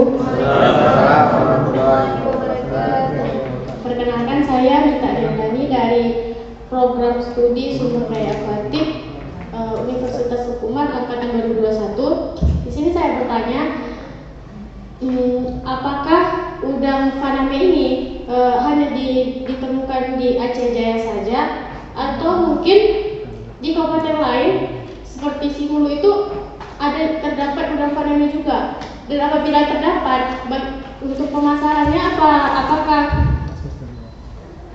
perusahaan udang di Aceh Jaya ini menerima pemasukan udang dari pendapatan nelayan Simulu gitu, pemasarannya antar pemasaran gitu? Mungkin hanya itu. Assalamualaikum warahmatullahi wabarakatuh. Mungkin untuk sementara ya silakan dijawab dulu.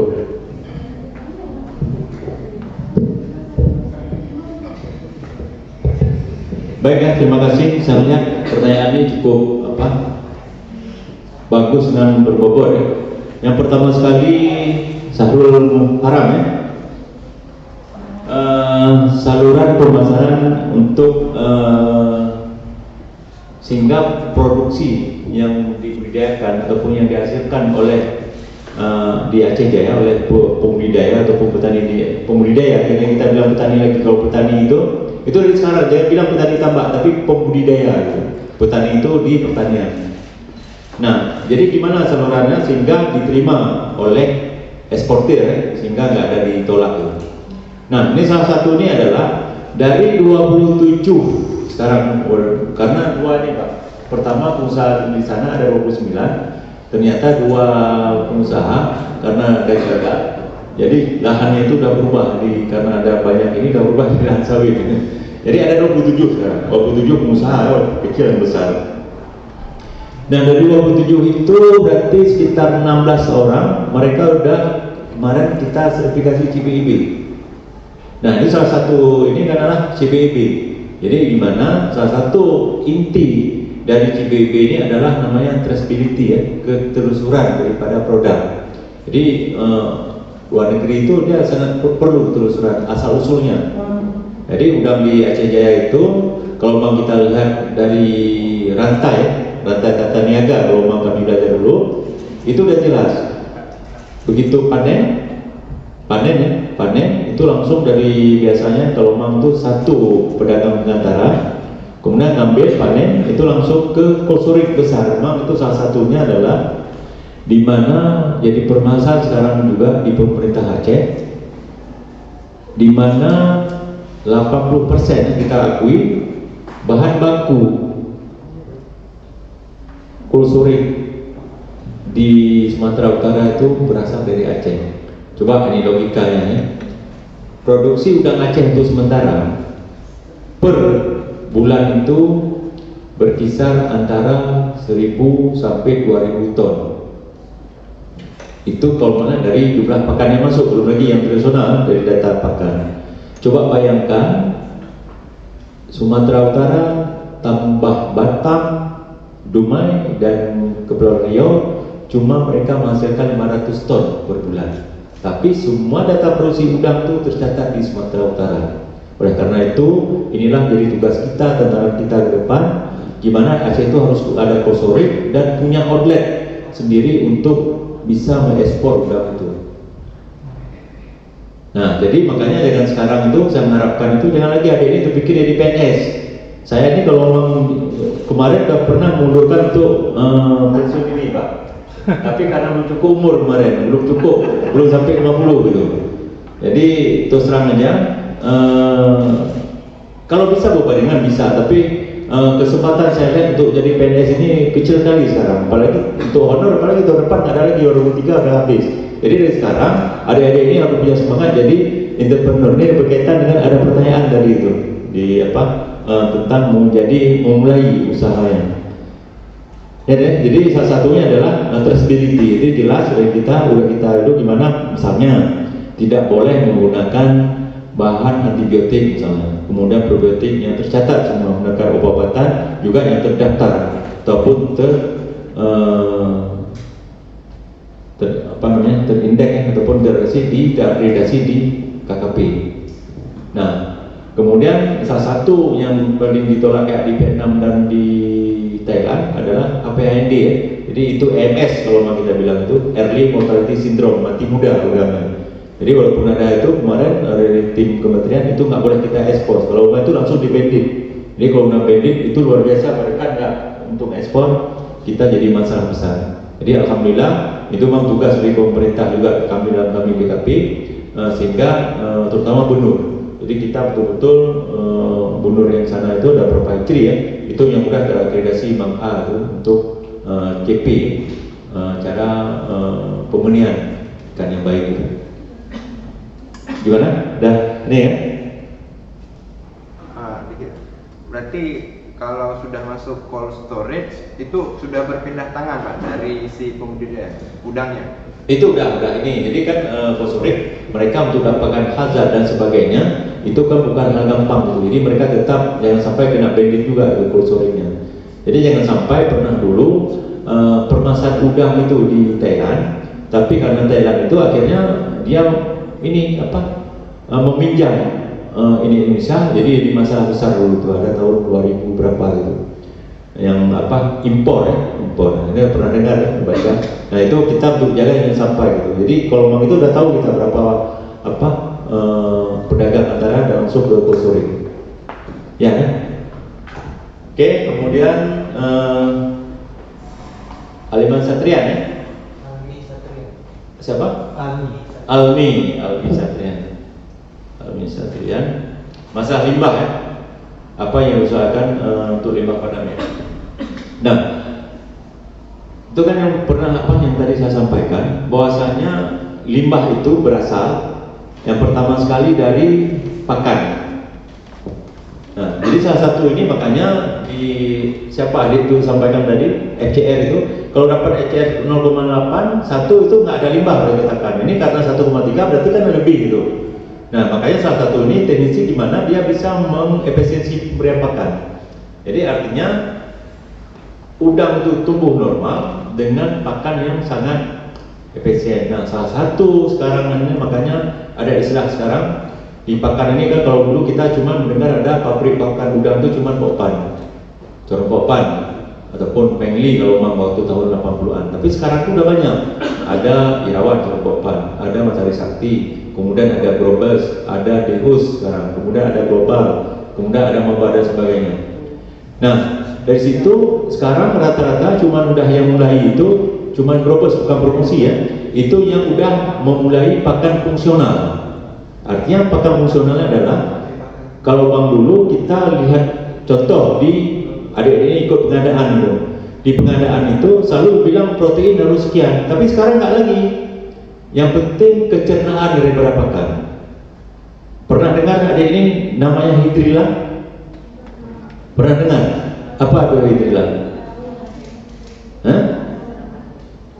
Pokoknya tumbuhan air yang ada di air itu.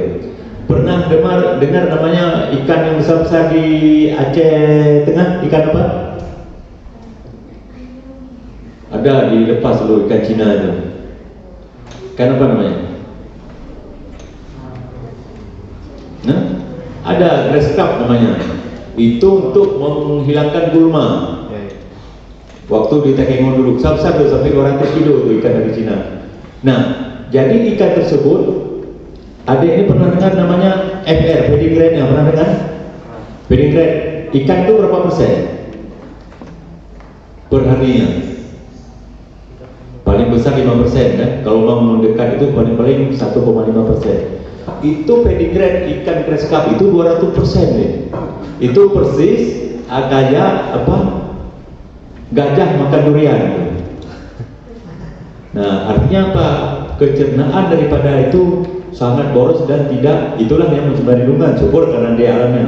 Makanya itu pakan fungsional, tidak lagi melihat daripada protein tinggi, tapi betul-betul berapa dia butuhkan proteinnya, misalnya 32, nggak perlu harus 38 karena kelebihan protein itu kan sumber ini kan N kan, N itu sumber amonia kan, nah, makanya itu mencemari, makanya itu salah satu pokok pertanyaannya untuk menimba. Nah, itu apabila di pakan kita Melayu, jadi betul-betul efisien, pakan itu diberikan sesuai dengan kebutuhannya. Kemudian yang kedua, untuk menjaga lingkungannya adalah dengan kita menerapkan IPAL. Jadi IPAL ini fungsinya adalah gimana buangan air yang ada di dalam tambak itu tidak langsung dibuang ke perairan ataupun saluran, dengan artinya sesuai dengan Permen KP tahun 75 Permen KP di nomor 75 tahun 2016 tentang standar budidaya udang, widu dan paname, berapa parameter kualitas air itu yang layak dibuang ke perairan umum, terutama TOM, TSS, kemudian NH3, amonia dan sebagainya. Nah, itulah salah satu untuk mengeliminir ataupun mengecilkan pengaruh daripada limbah itu terhadap perairan, sehingga itu budidaya di sana itu tetap berkelanjutan. Makanya ini bulan Mei habis Lebaran, semua tambak di Aceh Jaya harus berizin semua. Harus berizin. Nah, salah satu persyaratan izin itu ada rekomendasi dari DKP adalah ini untuk salah satu dapat izin harus ada rekomendasi dari DKP. DKP itu akan memberi izin apabila, bukan izin, memberikan rekomendasi teknis apabila tambak itu memiliki IPAL. Jadi tambak itu ada nanti berapa untuk tandon, kemudian untuk kolam budidaya dan kolam IPAL itu. Ya. Kemudian yang belajar ya. Yang kedua, jadi makanya saya lihat nggak ada anak Belago, anak Aceh Barat kemarin. Itu ada angkatan pertama dibuka 16 orang deh. 16 orang dididik masih sekarang itu 10 hari di lokal didik pembekalannya tentang pembekalan di dalam lokal, kemudian satu bulan lagi dididik langsung di lapangan, kemudian setelah selesai langsung disalurkan di perusahaan, Pak. Jadi saya heran kok ada dari utuh kemarin. Baru rekrutmen dari PT TP Prima Pak Haris kemarin. Oh, baru ini. Tapi nggak ada masalah dengan ini. Itu saya pikir bagus ya. Tapi untuk R&D ya, Research and Development, terutama SDM, itu paling bagus tuh CP Prima. Nah, jadi karena saya di CP Prima ada mahasiswa, ada kenalan, ada kawan di Globus, ada semua ada. Jadi untuk didik SDM, karena mereka untuk risetnya luar biasa bagus. Jadi apalagi kalau ada kesempatan adik-adik ini nanti dapat tempat trainingnya di Surabaya, itu betul bagus itu. Jadi biasanya setelah pulang sini jadi teknisi top ya, yang dapat persennya bonusnya 5% minimal. Gaji 3 juta, ada 6 juta dengan bonus 5% setelah itu. Lumayan tuh sekitar 40-50 juta sekali ini. Kalau mau rezeki, kalau nggak ada berarti sama-sama gitu kan. Oke ya, jadi yang jelas adik ini harus banyak bergaul dan ada keinginan tahu untuk belajar utama. Sangat terbuka peluangnya. Dan mungkin dalam waktu dekat kami akan buatkan juga terutama tentang insyaallah mungkin Pak Dekan kita mungkin harus saya tambahkan satu lagi, sampaikan di sini ini Pak Komedi tentang kami akan mengikuti instruksi Gubernur nomor 7 Pak 2006 tentang moratorium logging. Jadi Aceh Jaya rencana langsung ngalih dari bahan kayu ke fiber. Jadi kami punya komitmen tidak lagi di Aceh Jaya itu ke depan tidak lagi menggunakan board itu dari bahan kayu, Pak. Jadi memang kualitas kayu dan sebagainya. Nah, salah satu kalau kita bisa nanti MOU ke depan itu adalah gimana mulai dari yang kecil sampai yang 5 GT kita usahakan untuk board fiber. kita bisa bekerja sama dengan erat untuk depan ini untuk kemaslahatan untuk masyarakat kita di sini ya. Jadi kelibatan universitas itu sangat penting. Makanya nanti Pak Rekan harus ada ahli kapal terutama fiber ke depan untuk digitalnya. Pak Kapolri, ahli kapal. Baik, kemudian Mita dari Aquatic. Nah, di udang Panama ini kan adiknya siapa Mita? Dari Semulu ya? Di mana Semulunya? Di Pak Barat, Pak. Pak Barat berarti Setelah mendarat. Lasikin. Ya. Sebelumnya, misal Lasikin itu Batengang, Lepah Barat, dulu kan Lepah Selatan satu. Berarti kecamatan baru ya? Nah, ada dulu Lepah Selatan, kemudian di Teluk Dalam, sebelum Teluk Dalam, kemudian Kampung Air, Semulu Barat, itu kan yang ada. Itu baru sekarang tuh harapan itu kan. Jadi kebetulan saya udah sampai ke Pulau Selau Besar dulu. Jadi saya udah sampai ke Selau Besar, kemudian Pulau Minco, kemudian Pulau Tepah, Pulau Babi dan Asia. Jadi saya kebetulan Pak 2004 saya buat profil pulau terluar Aceh. Jadi di Semulu itu ada dua pulau terluar Aceh, Pulau Semelucut dengan Pulau Selau. Jadi kan ada kita ada 6. Semelucut, Selau Besar, kemudian Pulau Raya, Pulau Besar di Aceh Besar, kemudian Batai Leblah kemudian di Aceh Besar, kemudian Pulau Rondo di Sabang. Jadi bulan saya Semulu itu udah keliling dan luar biasa untuk produksi perikanan, terutama untuk perikanan tangkap dan budidaya laut. Itu teluk-teluk mulai Teluk Senabang luar biasa, Teluk Dalam, kemudian di Teluk Sebigo, kemudian sampai di Lok Mamur dan Lewak, itu luar biasa memang potensinya. Jadi kajiannya harus jangan ini. Jadi dosen-dosen muda ini sekali-sekali harus Semulu sana juga gitu. Harus ya, karena luar biasa potensinya. Nah, jadi udang ini Panama ini kan dari Amerika Latin ya. Dari Amerika Latin, dan udang ini kenapa bisa mendunia kemudian jadi viral. Jadi inilah hebatnya ilmu dari Pak Dekan ini, ilmu biologi terutama dengan pemuliaan genetik. Jadi ilmu genetik ini ilmu pemuliaan yang hebatnya. Udang ini bisa mencapai sukses ini, dia butuh waktu 25 tahun. Dilakukan penelitian yang luar biasa, 25 tahun. Itu dilakukan di Hawaii ya. Di Manabé, kemudian di Hawaii, dan sekarang itu malah udah banyak kan. Di Manunggal juga ada ini, udah banyak di Singapura Pak, ECS yang dibeli oleh calon popan JP Prima. Jadi udang ini bukan asli Indonesia, tapi udang ini dari Panama di Amerika Latin, karena dia bisa tumbuh. Makanya kan kita melihat ilmu biologi, mungkin nama Pak Dekan memang ahlinya. Makanya dalam Al-Quran kita itu tidak boleh kawin dengan saudara dekat. Jadi kalau memang itu jangan sampai terjadi homozigot, tapi harus heterozigot ya. Nah itu artinya apa? Jadi itu kalau memang lahir kemudian saya ada 2 tahun ikut ini Pak dalam jejaring pemuliaan ikan. Jadi waktu pas dari seksi famili kemudian dikawinkan, dicari yang tumbuh cepat, kemudian tahan penyakit, kemudian adaptasi mengenai, itulah udang Panama. Jadi kalau membawa keturunan, kawin silanglah kayak anak Indo gitu kan. Jadi misalnya ini Aceh di Melabu, nanti kalau mau ceweknya Jakarta, nanti cara berpikirnya udah Surabaya atau Bandung gitu, ya. Nah itu ilmu biologi gitu. Nah, jadi kalau mau di pemasaran di Semulu itu banyak kami kirim lewat kapal Aceh Hebat ya, dari Calang bukan Semulu sekarang.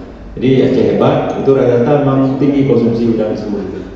Ini rata-rata 500 kilo Pak. Ya saya melihat ya. Jadi kebetulan saya walaupun ini juga pembudidaya, jadi saya punya tambak udah lebih kurang dari SMP dulu, udah 35 tahun saya udah kerja di tambak. Jadi kebetulan toki-toki udang di Calang itu juga kawan Pak.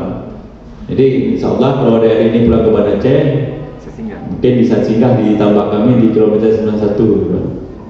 Di Kedeungan ya, di Bengkolan Patah itu. Jadi mungkin ada sebagian yang udah pernah ke sana. Mungkin waktu puasa Pak di Pium Pak. Puasa, panen dan ini kan. Semalam ada tapi kecil nggak banyak. Nanti 27 puasa insya Allah mudah-mudahan selamat. Jadi kalau kawan-kawan itu udah tahu gitu kalau udah panen. Itu dia. Jadi di udang itu dari Amerika Latin, di Teluk Meksiko, di Venezuela banyak tuh. Kemudian dilakukan pemuliaan. Nah sebenarnya yang sampaikan udang pisang tadi itu jadi tugas kita. Itu sebenarnya Pak Muklisin sudah nulis di jurnal itu diberi nama itu Peneus simplex. Padahal waktu itu saya usulkan untuk namanya Peneus achensis, tapi nggak di ini. Itu luar biasa jauh Pak. Apa namanya? Beda dengan udang Indo genetiknya itu. Jadi luar biasa sebenarnya itu jadi kajian untuk kawan-kawan di kultur di Aceh Jaya. Mungkin kita buat ekstrim, kita pelihara, kita tangkap induk kan, cara pemeliharaannya yang paling penting. Cakap induk misalnya kita ambil berapa nanti. Di sini yang paling terkenal itu di Suak Semasing. Kemudian ngambil di Tenong, ngambil di Patik, di Lambeso. Kita gabung, kemudian ekstrim, tetaskan, dapat PL belakang pos larva ya, udah jadi benih. Berarti nanti itu yang kita besarkan sampai mencapai induk. Nah induk itu udah bisa menetas, itu udah bisa kita namanya launching ataupun pelepasan. Itu udah melalui hak milik, udah hak intelektual dapat itu. Kalau memang dari Indonesia itu dapat langsung Buya Karya Pak, Buya Karya langsung kredit poinnya 25. Jadi kalau dapat itu langsung Buya Karya, dapat dari sertifikat presiden. Itu kalau mau kredit 25 itu kan berat kan? 25 langsung tulisannya ini. Saya pikir itu yang terima kasih yang mereka dan 3 pertanyaan tadi dan 4 ya, walaupun 3 orang. Terima kasih. Oke, baik Pak Ridwan. Kalau berbicara reproduksi itu memang tebel mata. Apalagi kalau di kami itu ada namanya mata kuliahnya perawan namanya, perkembangan hewan. Jadi disingkat dengan perawan. Jadi kalau itu sudah berbicara masalah itu selesai sudah. Jadi semua yang yang tadinya diam itu hidup semua. Ya, baik ada lagi yang ingin bertanya. Memang kita ini sampai dengan pukul nampaknya ini pukul 16-nya itu sudah melebihi 2 menit. Ya, kita tadi bicara sampai dengan pukul 16. Pak Ridwan akan ke Calang menempuh waktu yang begitu ya katakanlah 1,5-2 jam Pak ya. Jadi untuk ini kita beri aplaus kepada Pak.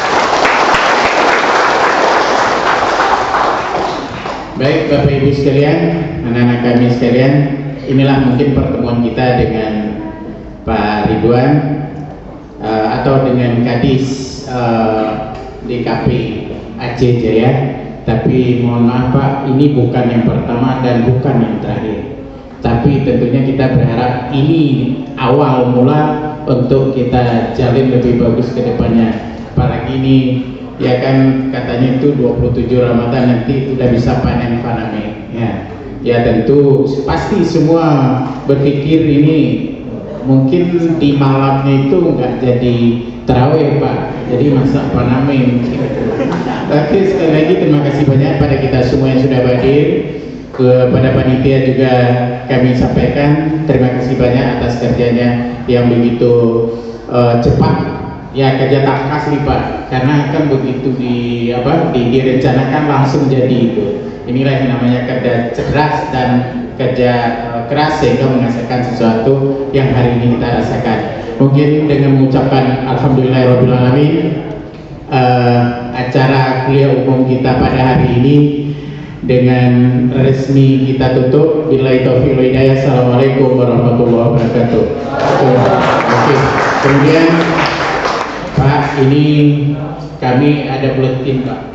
namanya Buletin Bahtera FPIK. Ini di luar dari ini. Tadi namanya kan kuliah umum, makanya sudah ditunjukkan itu. Jadi ada Buletin Bahtera FPIK, mungkin ini sebagai salah satu media informasi FPIK untuk keluarnya, ya. Ini mungkin nanti akan diserahkan atau gimana Pak Ari? Sesi khusus saja nih Pak. Hah? Secara non formal. Oh, Itu tadi pun. maksudnya ini dibuat acara lain atau diserahkan langsung? Oh ya, jadi baik Pak, ini ada penyerahan buletin mungkin dari pertama, kedua sampai dengan yang ke sekarang ini. Silakan Pak Eri. Kemudian walaupun ini yang saya sampaikan tadi, ini ada checklist fokus untuk mata kuliah adik-adik ini belajar, karena ini lengkap bisa fotokopi. Ini yang buru-buru yang bisa saya berikan untuk adik-adik ini. Dan saya pikir ini sangat penting karena ini sebagai daftar periksa audit ya untuk Indogap Indonesia kayak apa praktis khusus untuk udang ini. Jadi adik ini bisa pelajari dari tata ruang, bagaimana cara penempakan dan sebagainya. Ini mungkin bisa fotokopi untuk adik-adiknya. Terima kasih. Oke, silakan Pak. Mungkin Bapak ke depan. Iya.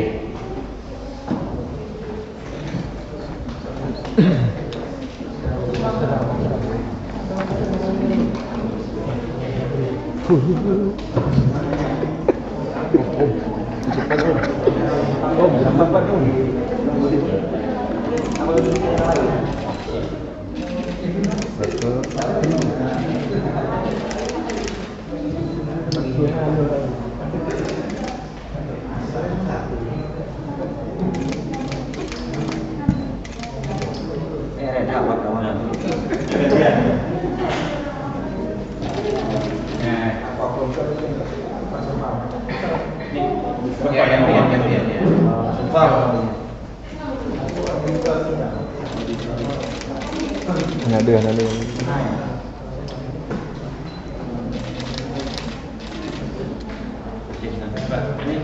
Foto bersama Pak.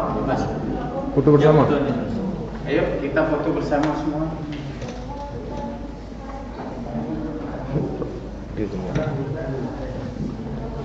Di mana? Memang wartawan. Kamu kalian Cuma put mentah. Yuk, semua bersama. Ayo, kamu banyak foto bersama.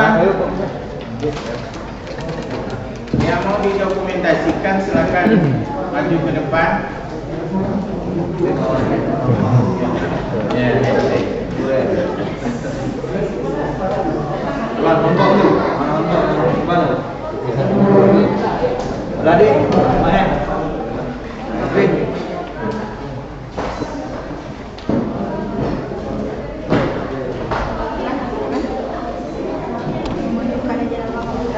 Dia bawa bahaya. Satu, dua, tiga. Ada dia mahasiswa foto. Yuk kali. Ada di mahasiswa. Siapa? Siapa sih mahasiswa?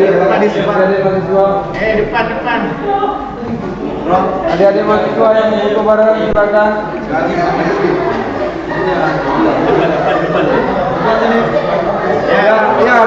di depan. Ya. Ayo ini. Tadi. Ayo.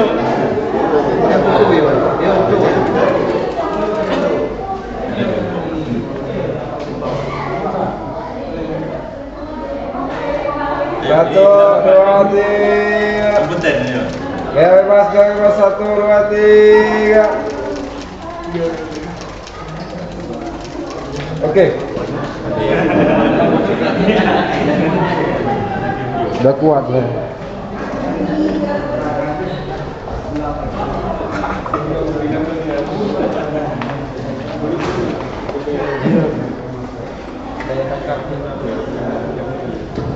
Yo,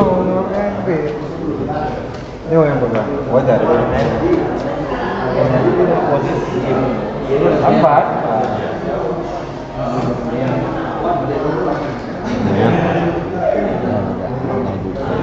Mana malir ya? Ahi. Ini udah pulang. Benar orang? Ini seperti nah.